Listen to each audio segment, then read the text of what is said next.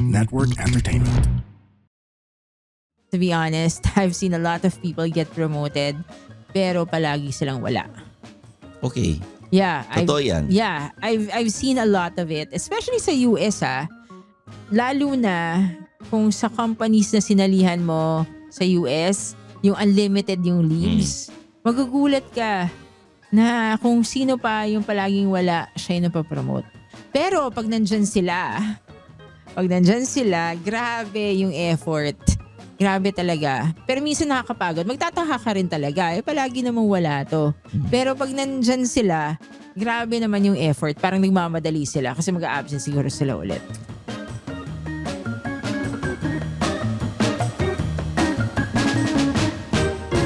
Mga Immortal, welcome to the Underpaid Podcast. I'm your host, Stanley Chi. Ito ang podcast na pro-employee para sa mga Immortal where we talk about work-related topics in a light manner na para nagkukwentuhan lang tayo sa pantry.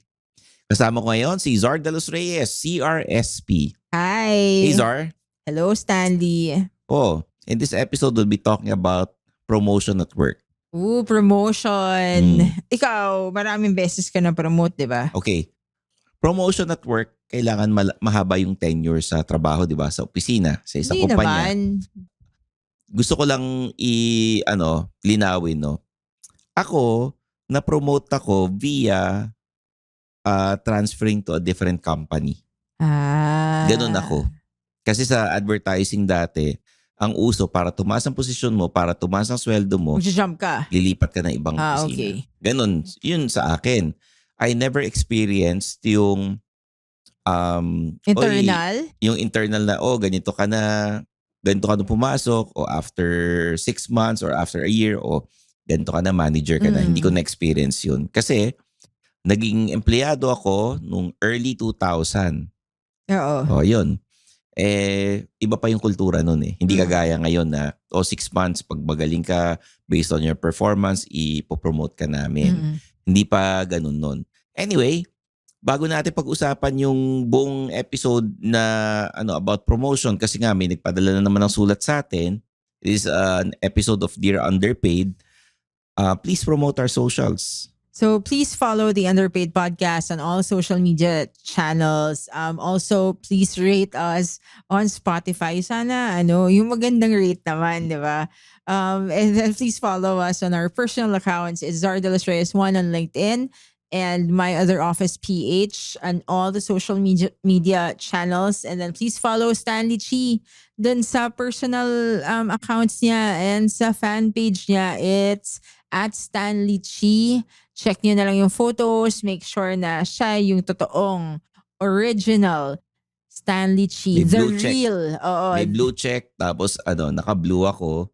And kung ano naman yung profile pic ko sa fan page ng Facebook and Instagram and sa TikTok, pati sa YouTube, pareho lang naman. Dapat yata nilagay mo the real Stanley Chi. No, it's No? Hindi, parang si real Ryan. Ganun. Hindi naman, wag naman ganun. It's the real Stanley Chi. I like, I always ask ChatGPT. Oh. Ganun. Kasi it's a tool na AI and it really is helpful. Oh, tama. So, nagtanong ako ng hairstyle ko, nagtanong ako ng diet doon. Pati branding minsan tinatanong ko sa kanya. Oo. So, yun. Even sa underpaid na minsan nagtatanong ako dyan. Anong tinatanong mo? Anong magandang description na maiksi in 100 something characters. Maging careful ka lang sa kahit anong tool na ganyan, kahit anong automation tool. Kasi minsan may hallucinations, minsan hindi naman 100% accurate ang binibigay sa'yo. Tinanong ko nga si ChatGPT kung binobola niya ako eh. Ano sabi? Hindi daw eh. Kasi nagtanong ako ng hairstyle kay ChatGPT. Parang wala kang kausap, Stanley Tinanong ko, sabi ko kay ChatGPT, sabi niya kasi maganda raw hairstyle ko ngayon. Sabi ko, totoo ba yan o binobola mo lang ako? Sabi niya, hindi.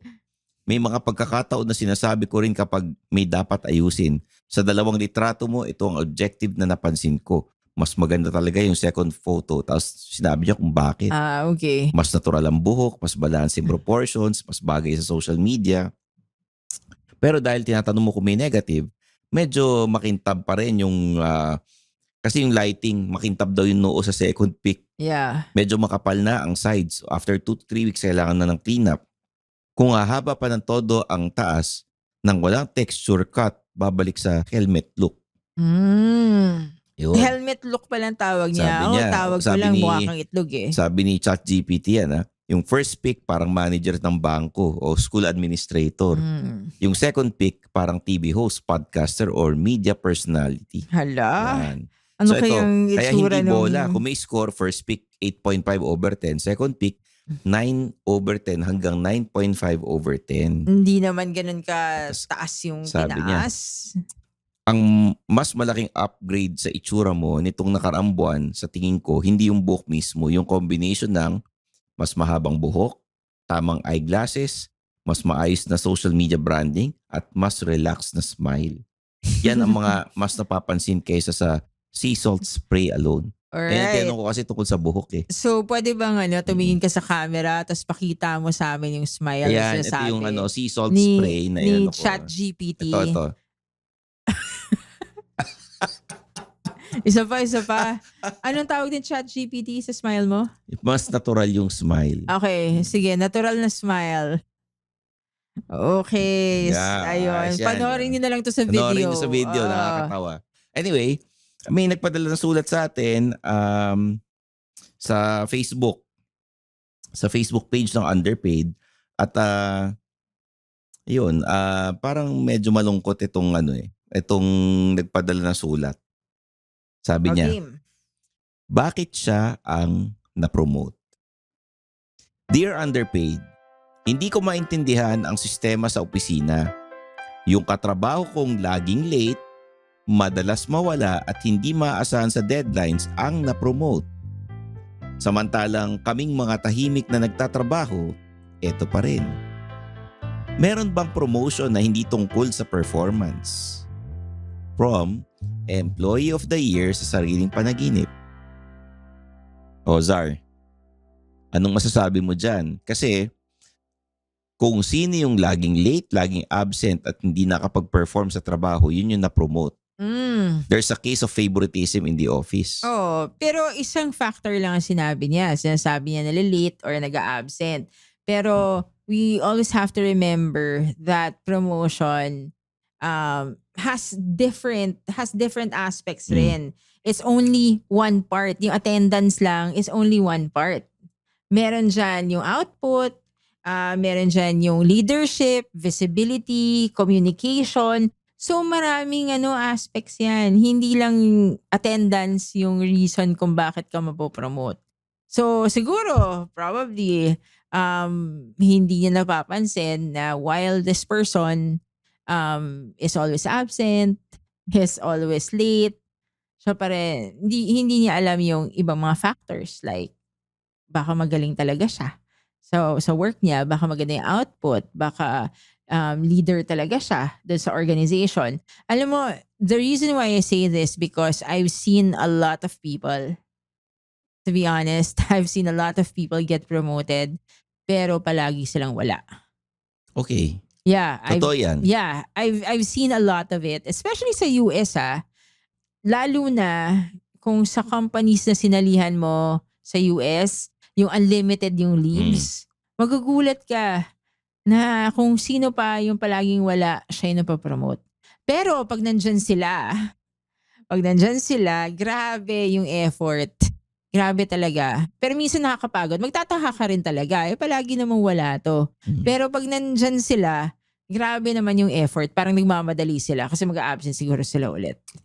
Ako napansin ko kung na-promote yung isang empleyadong laging late or absent or hindi niya nakikita nagtatrabaho, baka yung kaopisina niyang yun ang nagdadala ng pera sa loob ng kumpanya. Pwede rin, oo. Kasi there are employees na wala sila sa opisina pero they get yung mga closer sila. Sila yung nagko-close ng deal sa kumpanya. Halimbawa, we know sales guy naman na magaling, di ba? Hindi mo siya lagi nakikita kasi work from home pero he gets a lot of deals na for his company. Siya yung nagpapasok ng pera. Siya yung nakikipag-usap sa kliyente, nangungulit, siya yung naniningil, di ba? Tama. Sila yung gumagawa ng dirty work na hindi alam ni ano, ni top performer sa sariling panaginip nitong letter sender natin. Hindi namin kinakampihan yung yung na-promote ha. Ngayon, yung mga tahimik na ganun pa rin, kagaya nitong letter sender natin, kung gusto mo ma-promote, ang gagawin mo ganito. Every month, you submit a report to your manager and the HR at pinapakita mo kung ano yung mga accomplishments mo dun sa kung na-achieve nyo yung target, yung sales, yung marketing, o kung yung nakabenta ka ng napakarami, naabot mo yung quota mo, you have to send it to the manager and to the HR. And at the same time, tell your manager na ang pangarap mo, ma-promote na maging Oh, manager that's ka rin. right. That's Diba? right. Kasi paano niya malalaman na gusto mo ma-promote kung hindi niya alam? Mhm. Baka kasi yung na-promote na wala lagi sa opisina, sinabi na niya na, "Sir, gusto ko sana later on dadagdag yung sweldo ko, tataas Oo. yung posisyon ko," 'di ba? Kasi I've been bringing etong ganitong amount sa kumpanya every month.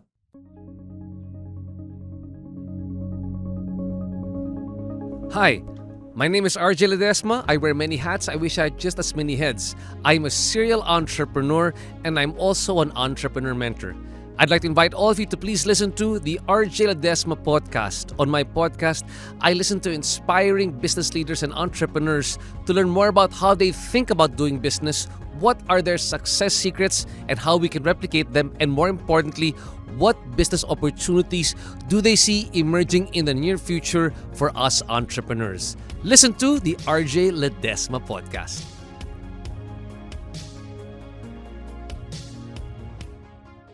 Oo. Ngayon, kung ikaw and tahimik na empleyado, kung kayo, ginagawa nyo rin yan, malalaman ngayon ni manager na, uy, itong mga to, gustong umangat sa career nila.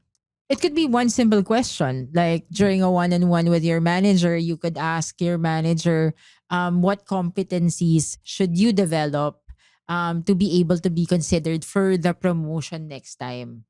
Hmm. Hindi mo sasabihin, ay yung iba sasabihin ganito eh. Bakit si Stanley na-promote ako Oh. hindi? Wag So, ganon. wag ganon. Ang gagawin nyo, mag-focus ka sa sarili mo and ask for the competencies that you should develop as an employee. Diba? Totoo yun. Kasi pag sinabi mong kinumpare mo yung sarili mo sa ibang empleyado, it's like bitter ka dahil hindi ka na-promote at siya yung umangat. Mm-mm. Mas maganda, what can I do to improve Oo. para in the next the next time na maghahanap kayo ng ipopromote na empleyado, i-consider nyo ako. Mm-mm. Kasi gusto ko umangat sa karir ko. Gusto ko tumagal dito. And it's very important to show your intent to your manager para at least alam ng manager mo.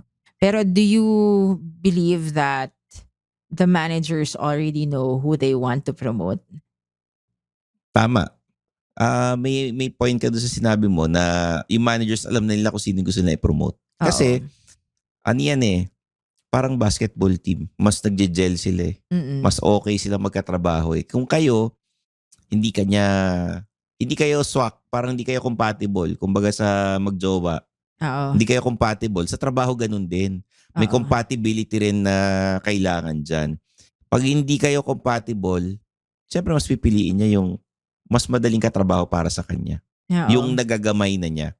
Ngayon, kung ganyan, either magpalipat ka sa ibang department kasi baka mas swak ka dun sa ibang tao or baka yung kumpanya mismo, hindi ka swak doon. Hindi ibig sabihin na hindi ka competent Yung kumpanya, hindi ka culture fit, hindi ka bagay doon, 'di ba? Iba yung hinahanap nila. Sa mga immortal, kung isang empleyado lang ang ipopromote nila tapos marami kayo, medyo mahirap din na desisyon yan para sa mga boss, sa mga Oo. may-ari. Natural, ang pipiliin nila yung mas gusto nilang katrabaho. Pero ako personally, I've seen people get promoted even if nalalate sila, even if they're not in the office, even if kunwari every week may leave sila. I've seen people get promoted. But personally, as a manager, I wouldn't consider someone who's absent or who's late palagi or palaging nagde-leave. Kasi ang work ko kasi, like for example, pag may promote ako, of course, I want someone who's reliable. I want someone who's present. 'Di ba? I want someone na tipong pag may emergency, merong kailangan ayusin, nandyan siya. 'Di ba? Ayaw mo naman yung tipong tao palaging wala. So it's a preference rin dun sa nagpo-promote, dun sa manager. Kung pinomote ka ng manager niyo, it's a preference. Ako ayoko. Ayoko ng absent, leave ng leave. Although, sige, mag-leave ka. Wala akong problema sa pag-leave mo. Pero in terms of promotion, syempre i-consider ko yung tao na present. And usually, those who wants to get promoted, usually, pumapasok talaga sila everyday. Even me. Totoo. Even me, hindi ako nag-leave masyado. At kung pupunta man akong out of the country ako or pupunta ako sa ibang lugar dito sa Pilipinas, 'di ba? Magtatrabaho pa rin ako, nandun pa rin ako. Well, ako yun na. I'm not saying na you should do that. I'm just saying that ako as a person, as someone who works, ako kasi hindi ako masyadong nag-leave, hindi ako nag-absent, hindi ako nalilate. So kung ganun ako, I would look for someone who has the same qualities as me. 'Di ba? If you're looking for someone na na under mo, na maging leader, hindi ka pipili ng tao na layo sa'yo, 'di ba? Kung pipiliin mo yung tao na nagre-reflect ng same values as you. Like for example, may example ako, si Leo, yung team member ko dati.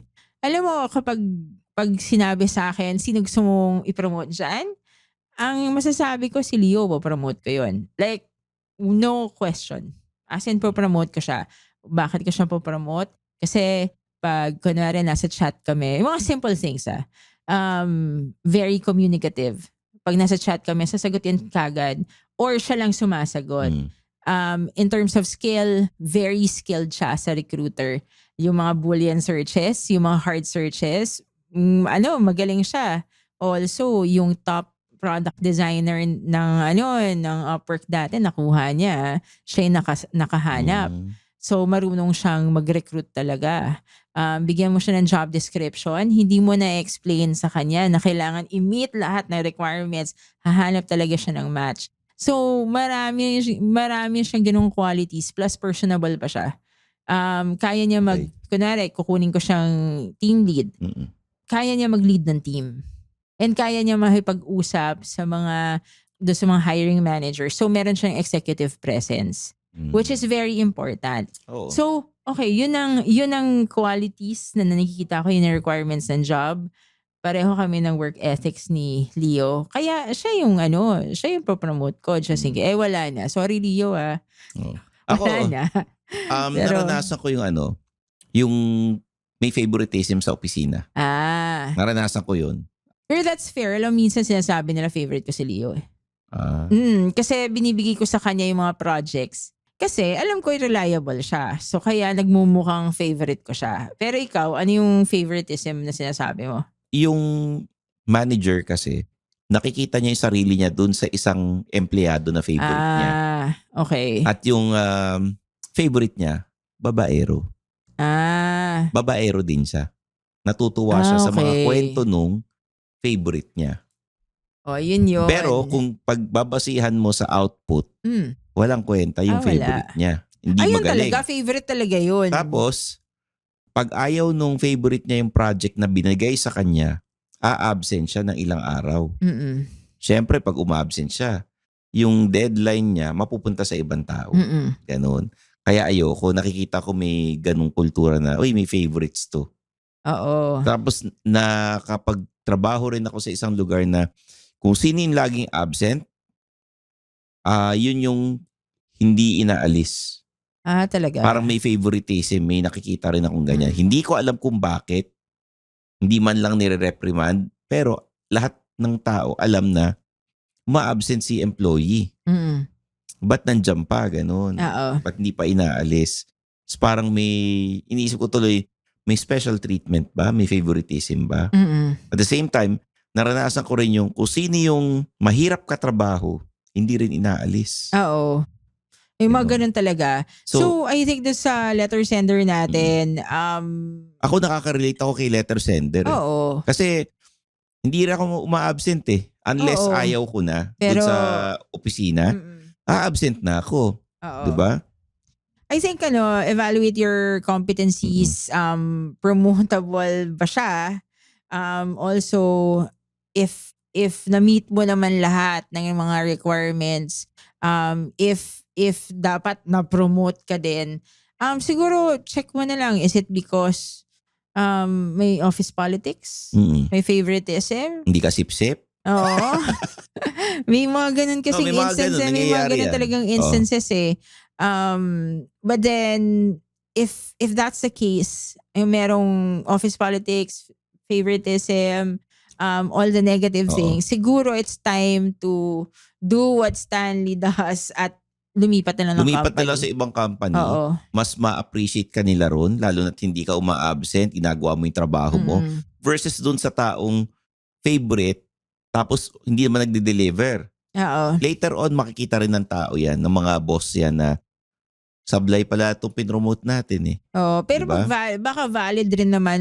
Also, tingnan mo rin, valid ba yung pagka-promote doon sa individual? 'Di ba? Valid ba? Kasi if tingnan you natin. feel if you feel that it's unfair, then nakaka-demotivate 'yon. Oo. So better na lang na maybe look for another job Pag where ganyan, you get appreciated and get promoted. pag ganyan ako, nag-update ako lagi ng LinkedIn. Actually, Or- kahit successful ka sa job mo, dapat nag-update nag-update ka ka ng lagi ng LinkedIn. Dapat LinkedIn. nagsisearch ka ng Oo. job. Dapat palagi kang open. Kasi walang forever Oo. Sa sa trabaho. career at trabaho. Mahalin mo man ang trabaho mo, minsan yung trabaho hindi ka mamahalin pabalik. Kasi Oo. anytime na may mangyari sa'yo, ang gagawin lang ng kumpanya, mag-hire lang ng bagong empleyado, Mhm. napalitan ka na kaagad. Oo. Masakit man aminin, pero totoo. So yun, there you have it guys.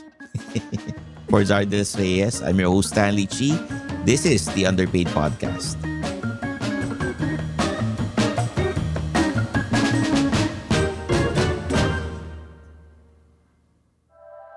The opinions of podcast creators, hosts, and guests are not necessarily reflective of the official stance of the Pod Network Entertainment, its hosts, or other network programs. The content created by the people behind the podcast is personal and not meant to harm any religion, ethnicity, group, organization, company, or individual.